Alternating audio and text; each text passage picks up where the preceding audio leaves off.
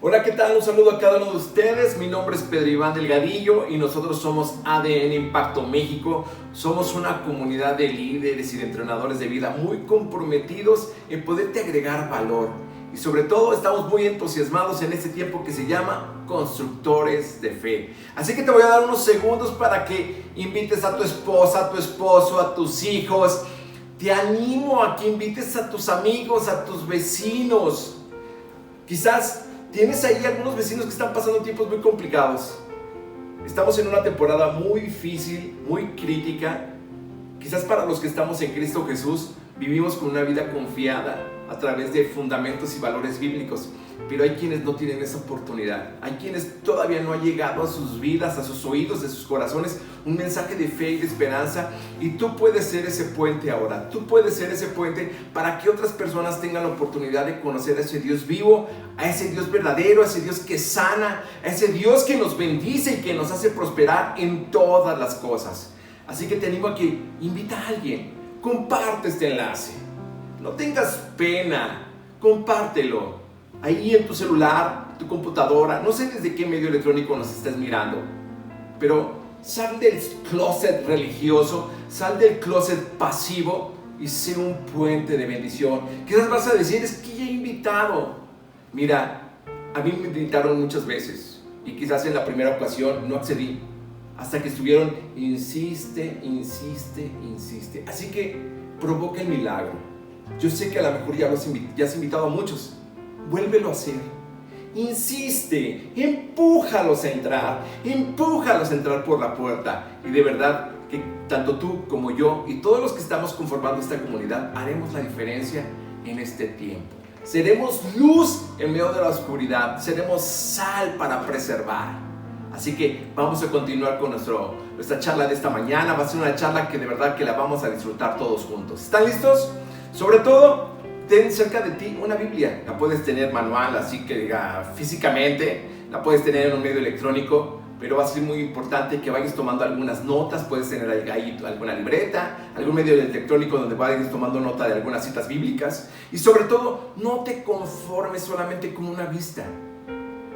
Este tema y cada una de nuestras charlas que están guardadas en este mismo perfil de Facebook, tenemos infinidad de charlas que yo sé que si te vuelves a echar un clavado en todo lo que nosotros estamos realizando, sé que alguna de nuestras charlas va a ser de impacto, va a edificar tu vida. Quizás te va a mostrar el camino, te va a mostrar soluciones sobrenaturales para ese tiempo que tú estás viviendo.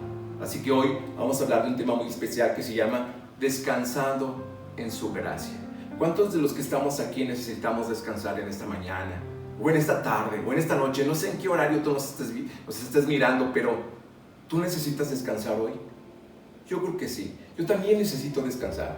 Creo que para todos este ha sido un tiempo de grandes retos y desafíos, que ventila no solamente el carácter, sino también la madurez y la fortaleza de muchos.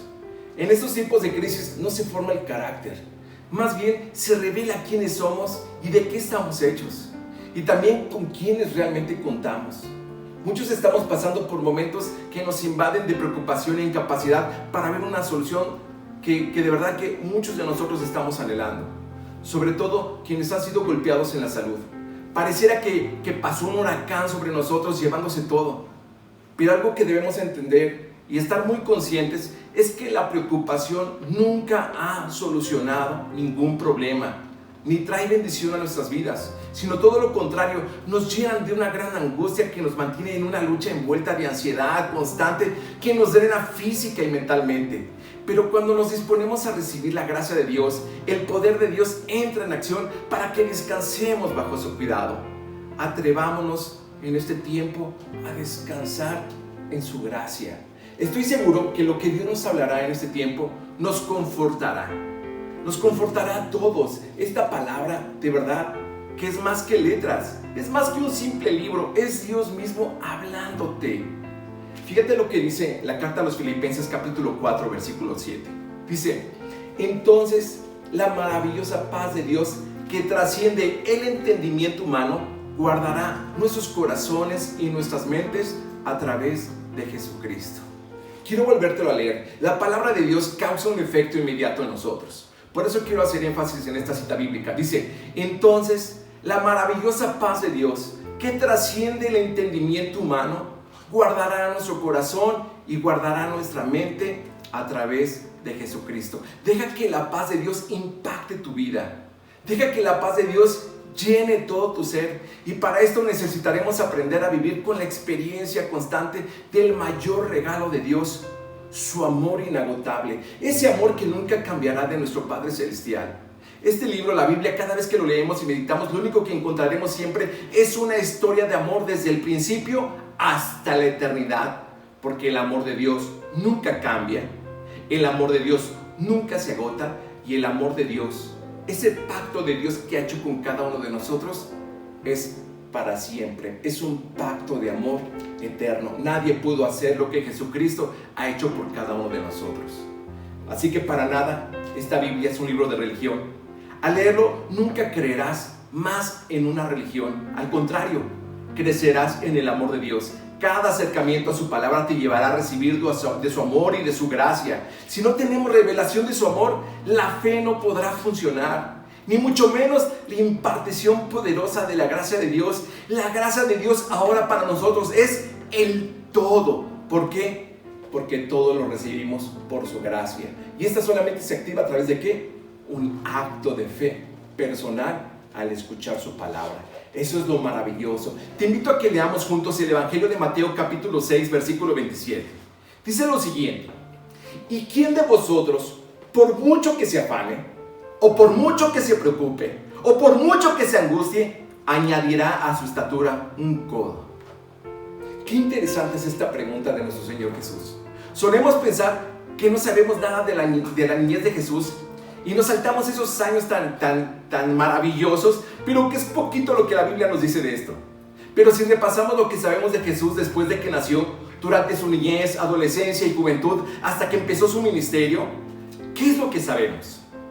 El Evangelio de Lucas capítulo 2 versículo 4 dice: y el niño, fíjense lo que dice, qué interesante es esto. Recuerda, el Evangelio de Lucas capítulo 2 versículo 40 dice: el niño crecía y se fortalecía y se llenaba de sabiduría, y lo más importante, y la gracia de Dios era sobre él.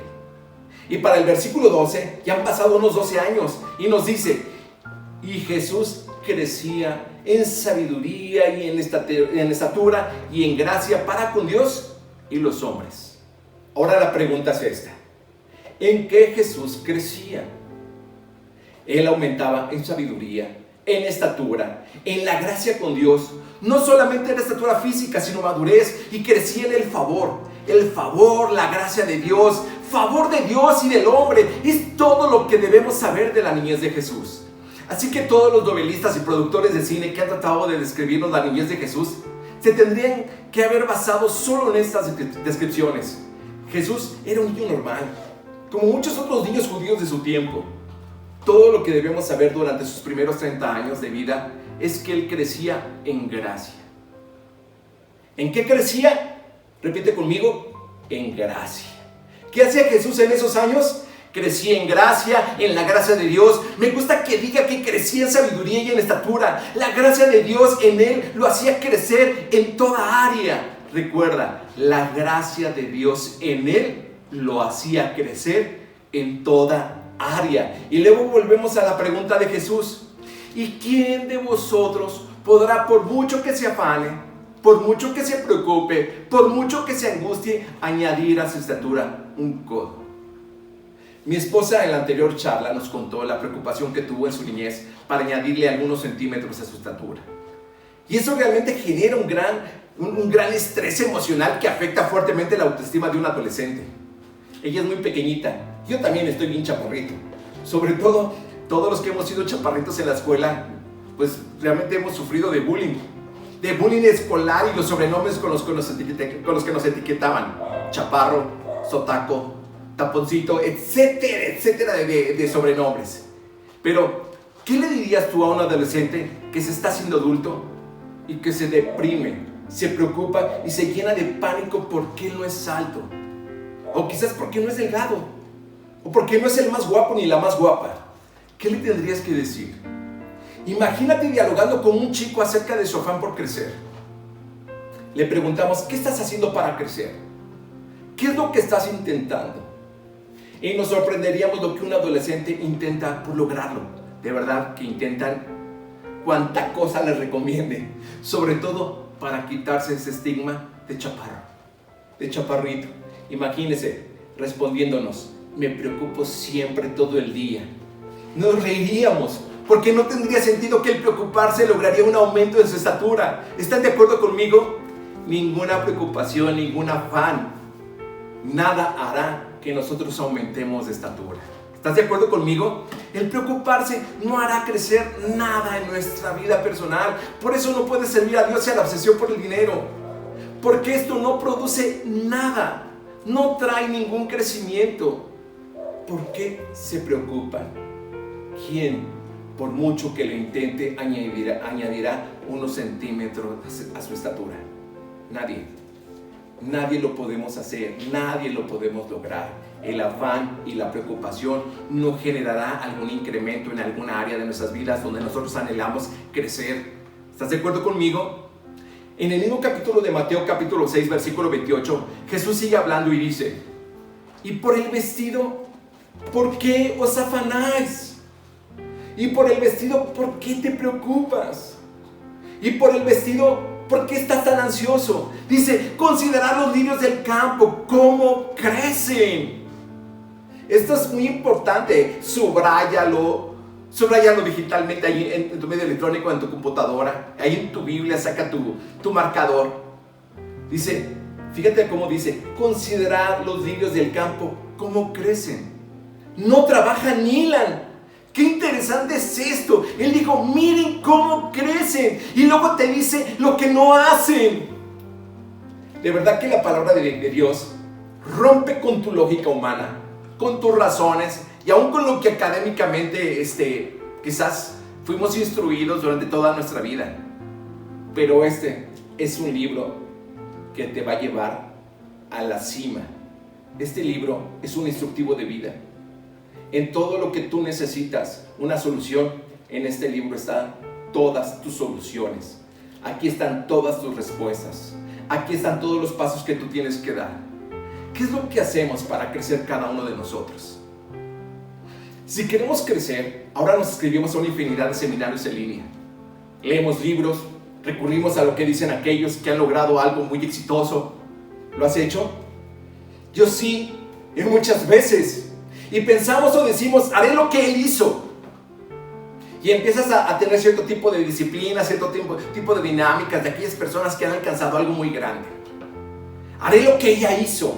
Llevaré la misma dieta, llevaré la misma disciplina, iré al mismo gimnasio. Mira como a ellos.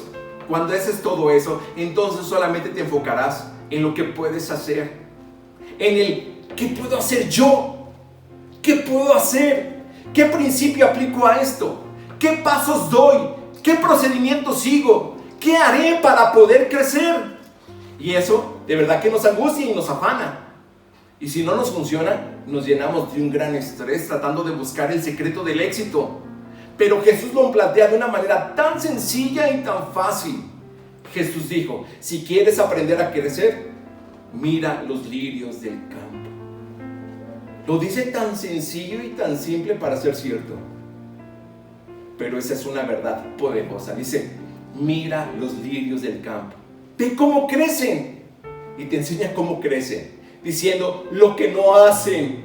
Dice: considerad los lirios del campo, cómo crecen, no trabajan ni hilan. Pero os digo que ni aun Salomón con toda su gloria se vistió así como uno de ellos. Imagínate, que no trabajan ni hilan y se vistieron de una mayor majestuosidad que el rey más grande que ha existido en toda la historia de la humanidad, después de Jesucristo, claro, el rey Salomón.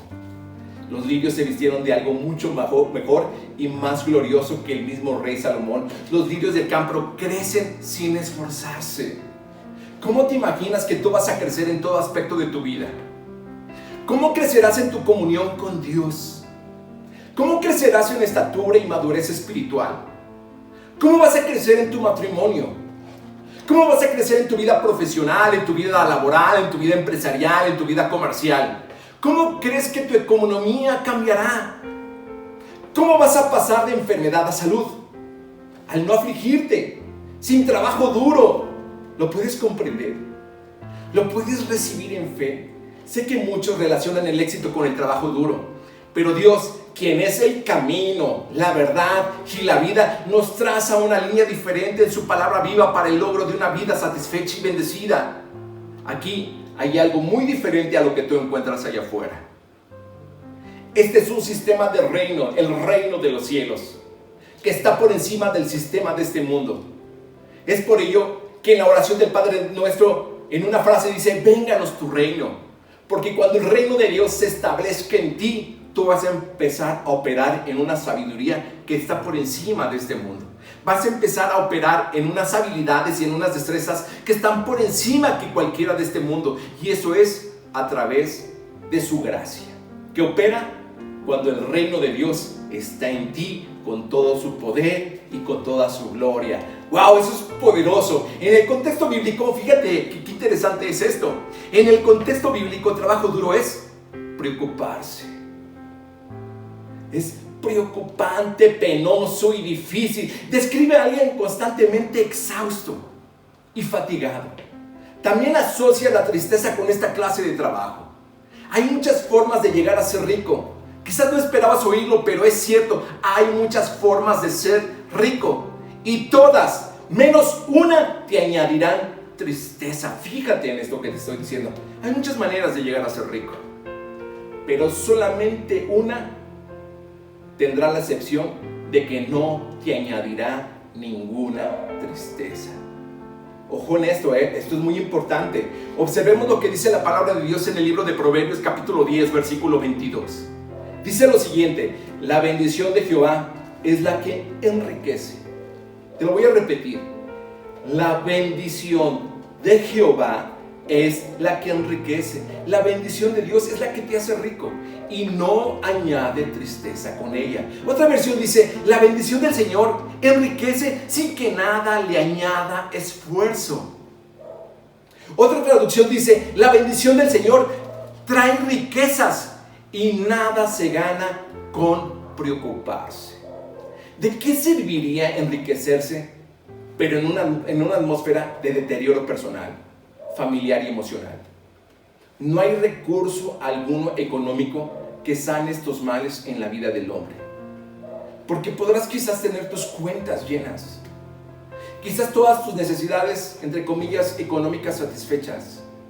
Pero ¿de qué serviría viviendo en una situación de matrimonio desastrosa, en el que ambos no caminan con los mismos valores y principios? Quiero decirte algo, eso es un infierno. ¿De qué serviría ganar al mundo, como dice la palabra de Dios, y que el hombre perdiera su casa? ¿De qué serviría que estuvieras tan afanado y tan enfocado y tan concentrado en cierto tipo de tratos comerciales y que tu hogar, tu vida familiar se esté yendo por la coladera? Entonces, de nada serviría hacerte rico comiendo pan con dolor. Eso no es una bendición, eso es vivir bajo maldición. Pero el propósito de Dios era que tú vivieras bajo una bendición que no añade tristeza. Por eso la cita que te acabo de leer dice que la bendición de Jehová es la que enriquece y no añade tristeza con ella. Todo lo que Dios añada a tu vida como bendición traerá dicha, traerá felicidad, traerá bendición, traerá holgura. Dios ha prometido para tu vida una vida desbordante. Pero quiero decirte también otra cosa. También hay muchas formas de sanar. Sé que no esperabas oírlo, pero sí, hay muchas formas de ser sano. Hay muchas formas en las que quizás si tu cuerpo está enfermo, te sientes mal y necesitas aliviarte por algunos síntomas quizás de garganta, alguna gripe, no sé, problemas gástricos.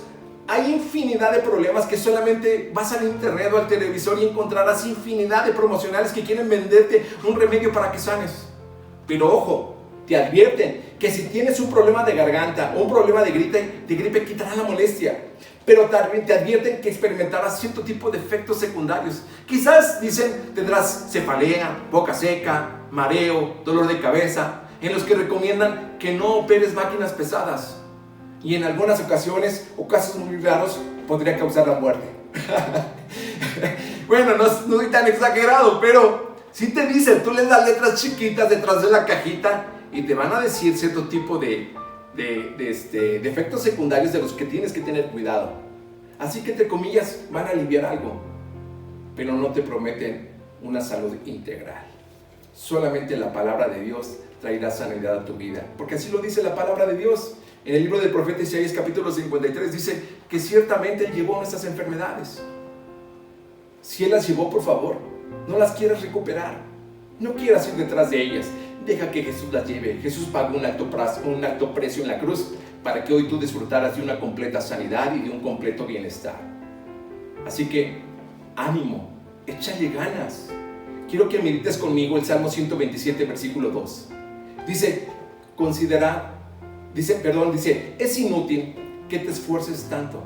Fíjate, es inútil que te esfuerces tanto. Desde temprano en la mañana hasta tarde en la noche. Y te preocupes por conseguir alimento, porque Dios da descanso a sus amados. Y comienza con una palabra muy importante, es inútil. Enfatiza que puede ser débil, improductivo, en vano, madrugar, que nos acostemos tarde para comer pan de fatiga. Otra versión dice, comer el pan de afligida labor.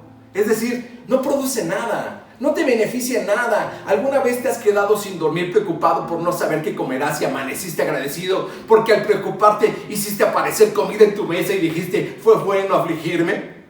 Claro que no, eso a nadie nos ha pasado. Yo infinidad de noches pasé desvelado, preocupado y afanado por quizás proveer alguna necesidad, cumplir con algún reto económico, alguna factura. Y quiero decirte algo, por mucho que me preocupé, nunca pude lograr obtener algo.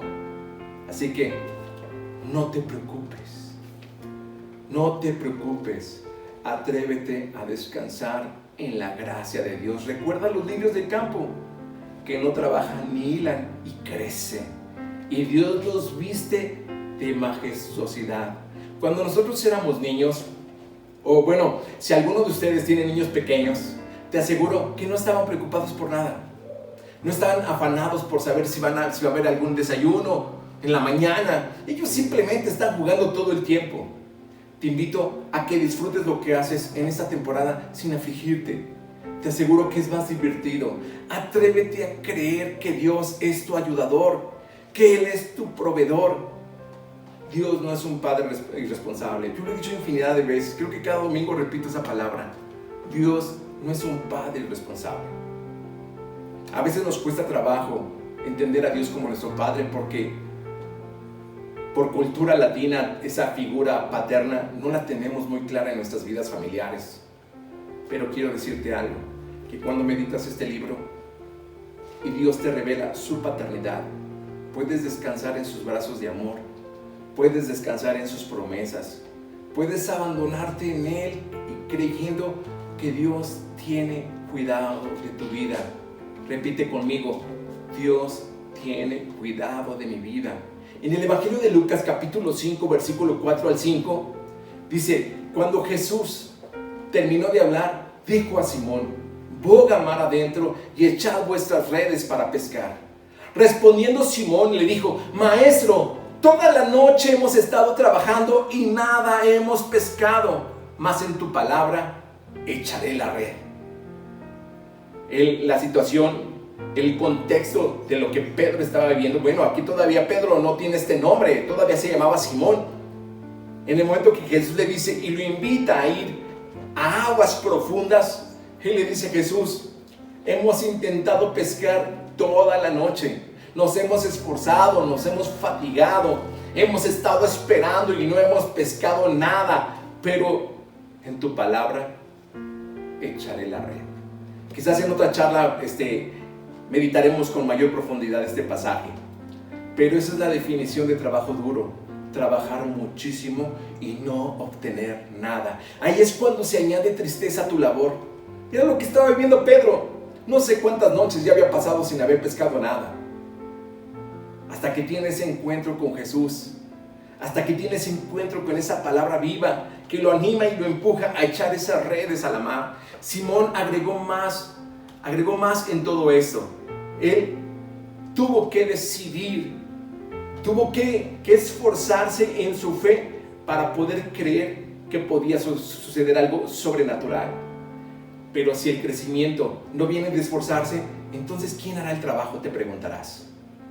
Si no se requiere de esfuerzo, si no se requiere de fatiga, si no se requiere de trabajo duro, entonces ¿quién hará el trabajo? Responderemos esa pregunta. Simón le dijo: Maestro, toda la noche hemos estado trabajando y nada hemos pescado, mas en tu palabra echaré la red. Y habiéndolo hecho, encerraron gran cantidad de peces y sus redes se rompían. Entonces hicieron señas a los compañeros que estaban al otro lado de la barca para que viniesen a ayudarles. Y vinieron y llenaron ambas barcas de tal manera que se hundían. Viendo esto, Simón Pedro cayó de rodillas ante Jesús diciendo: Apártate de mí, Señor, porque soy hombre pecador. El punto es que algo más operó en ese día. ¿Recuerdas lo que dijo el apóstol Pablo en 1 Corintios capítulo 15, versículo 10? Dice: pero por la gracia de Dios soy lo que soy. Qué importante es esto. Dice: pero por la gracia de Dios soy lo que soy. Y su gracia no ha sido en vano para conmigo. Antes he trabajado más que todos ellos. Aquí si el apóstol Pablo se hubiera quedado solamente en todo esto, creo que hubiera echado abajo todo este mensaje. Pero después de todo, agrega 3 palabras muy importantes. Pero no yo, sino la gracia de Dios conmigo. Si meditamos la vida y ministerio de Pablo, estaremos de acuerdo con él. Todo el trabajo que realizó expandiendo el mensaje del evangelio, sufriendo prisiones, naufragios, persecuciones, necesidades. Y diremos: oh sí, Pablo, qué duro trabajaste más que todos los demás. Pero Pablo añade de manera muy oportuna para que apartemos nuestra mirada de él y nos enfoquemos en quien verdaderamente hizo todo. Lo señala en 3 palabritas que definen su vida y deberían definir la nuestra, que dice: pero no yo, pero no yo. Y que esa expresión también nos define a cada uno de nosotros. Pero no yo, sino su gracia. Pero no yo, sino eres tú quien es. La gracia de Dios estaba conmigo. ¿Quién realmente hizo la pesca de todos esos peces? La gracia fue a pescar. La gracia estaba con Pablo en todo su trabajo misionero. La gracia pura de Dios, el bendito, el que vino a restaurar la bendición. Pero ¿qué bendición?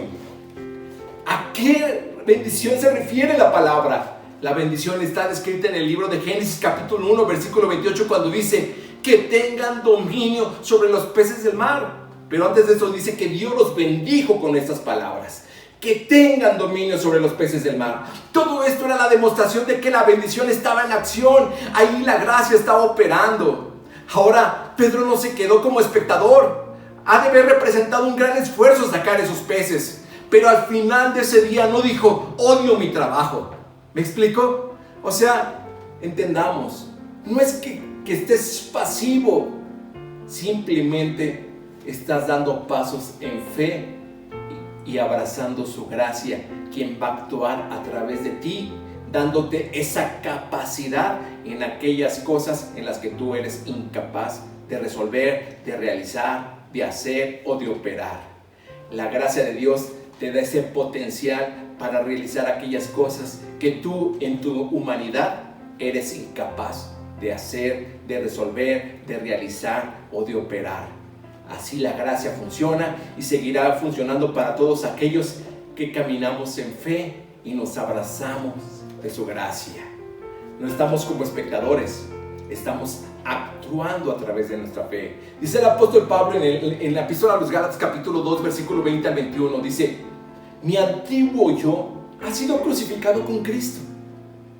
Ya no vivo yo, sino que Cristo vive en mí.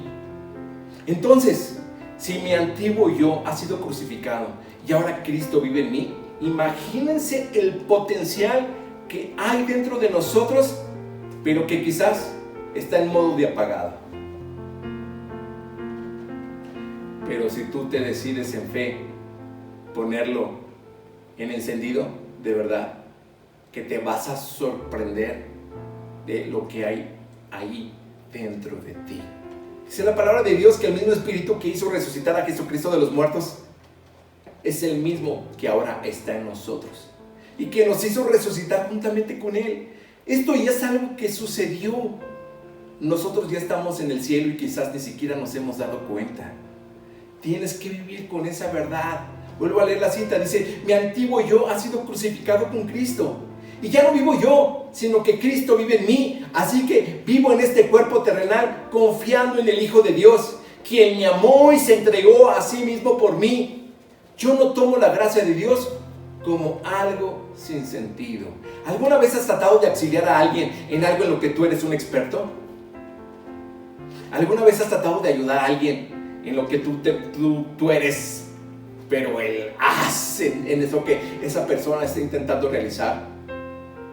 Y que quizás esa persona es un aprendiz y mirando su necesidad de realizar algo, quizás fracasa y lo ves más frustrado, pero insiste en hacerlo por él mismo sin tu ayuda. ¿Te ha tocado ver a alguien así? Hasta que ya no aguantas más y le dices: por favor, detente, te lo ruego, déjame hacerlo por ti. Mira, yo lo puedo hacer, tengo toda la experiencia en eso que quieres lograr. Lo he realizado más de 1,000,000 de veces y no tienes que pagarme. Solo detente y por favor, déjame hacerlo por ti. Pero díganme, ¿qué dice el orgullo? Puedo hacerlo solo. Y es tan doloroso ver que no puede. Es frustrante ver a alguien queriendo hacer algo de lo que tú lo haces demasiado bien. Pero quiero decirte algo: Gracia es un profesional del cuidado. Gracia tiene toda la capacidad para hacer todo aquello que tú eres incapaz de hacer. En la primera carta de Pedro, capítulo 5, versículo 7, dice lo siguiente: pongan todas sus preocupaciones y ansiedades en las manos de Dios. Es como esa experiencia y esa dinámica. No sé si algunos de ustedes lo han jugado o lo han experimentado, del dejarte caer en las manos de alguien. Y estás así y le dices: pero no me vayas a dejar caer. Y aún así tienes la valentía de abandonarte, creyendo que las personas van a sostenerte. Mi esposa en la anterior charla comentó que ella vivió la experiencia de aventarse por paracaídas. Yo en mi vida haría eso. Yo en un edificio de 3 pisos, mirando desde la parte alta, siento vértigo. Ahora imagínense subirme a una avioneta y aventarme en un paracaídas, ¿sí? Dejándole mi vida a la persona a la cual estoy sujeta, que es el experimentado. Saben cómo aventarse, saben en qué momento abrir el paracaídas. Y para eso se requiere fe. Entonces, hace 8 días que mi esposa estaba comentando esto, dije: ¡qué bárbaro! Cómo muchas personas deciden poner su vida en alguien. Y a veces dudamos tanto, de verdad, de dejarnos abandonar, de soltarnos en las manos de Dios, confiando en que Él tiene cuidado de nosotros. ¿Te atreverías a hacerlo? Cierra tus ojos y déjate caer en sus brazos. Quiero decirte algo: que tu vida en sus manos está más segura que aún y cuando tú quieras tener el control de tu vida misma. Quiero decirles de nuevo esta cita, primera de Pedro capítulo 5 versículo 7. Pongan todas sus preocupaciones y ansiedades en las manos de Dios, porque Él cuida de ustedes. No solamente cuida de ti, Él cuida de lo tuyo. Deja que Dios lleve tu carga, deja que Él lleve toda tu ansiedad. Recuerda lo que dice el apóstol Pablo en la epístola de Santiago capítulo 4 versículo 6. Dice: pero Él nos da mayor ayuda con su gracia. Pero Él nos da mayor ayuda con su gracia. Por eso dice la Escritura: Dios se opone a los orgullosos, pero da gracia a los humildes. Ahora te preguntarás: ¿y cómo nos humillamos? ¿Quién obtiene gracia? El humilde, echando toda carga sobre aquel quien cuida de nosotros. Eso es humildad. Deja de querer hacer y resolver las cosas por tu propia cuenta. Déjale tu problema a Él, y que a través de su gracia, que opera desde dentro de ti, tengas la capacidad para ser el mejor hombre, para ser el mejor esposo, para ser el mejor padre, para ser el mejor ciudadano, para ser el mejor emprendedor, para ser el mejor empresario. No sé en qué área o en qué esfera social tú te desenvuelvas, pero de verdad que tú te vas a sorprender de cómo la gracia puede operar en tu vida de una manera tan sobrenatural, tan especial, tan maravilloso, que de verdad que te sorprenderás. Deja que su gracia trabaje por ti. Di: Jesús, yo no puedo, pero tú sí puedes. La gracia solamente obrará cuando tú reposas. Ese es tu trabajo, entrar en el reposo de Dios. Así que te invito a que en este momento tú le digas: Dios, repite conmigo, di: Señor Jesús, yo decido abandonarme en tus brazos. Padre, yo creo que cuando en fe yo puedo pedirte algo en oración creyendo, estoy seguro que lo recibiré, porque esa es tu voluntad. Y creo, Dios, que cuando yo te lo pido en el nombre de Jesús, lo puedo dar como un hecho. Y quiero disponer mi corazón a que tu gracia sea la que actúe. Hacerme a un lado de los problemas, de los conflictos y de las necesidades que yo estoy viviendo. Echarlas sobre ti, echar toda mi ansiedad, todas mis cargas, todas mis preocupaciones y mis necesidades, porque tú tienes cuidado de nosotros. Yo decido creerlo, decido aceptarlo, decido realizarlo. Así que me pongo en tus manos y te doy muchas gracias, Señor Jesucristo. Amén. Amén, amén. Estoy seguro que si tú meditaste esta palabra y si la sigues meditando, como si fuera una receta médica que te dicen cada 24 horas tómela, tú te pones hasta un calendario, tú te pones hasta cronómetros, pones tu despertador, pones tu alarma para que no se pase esa hora. Si dice la palabra que meditemos de día y de noche, hazlo, y de verdad que tú vas a disfrutar de una experiencia sobrenatural en tu vida, una comunión con el Padre, con el Hijo y con el Espíritu Santo, que hará la diferencia en esta temporada que está por comenzar. Pero no te desconectes. Si es la primera vez que tú estás con nosotros, que tú estás mirando una conferencia como esta, tenemos un regalo para ti.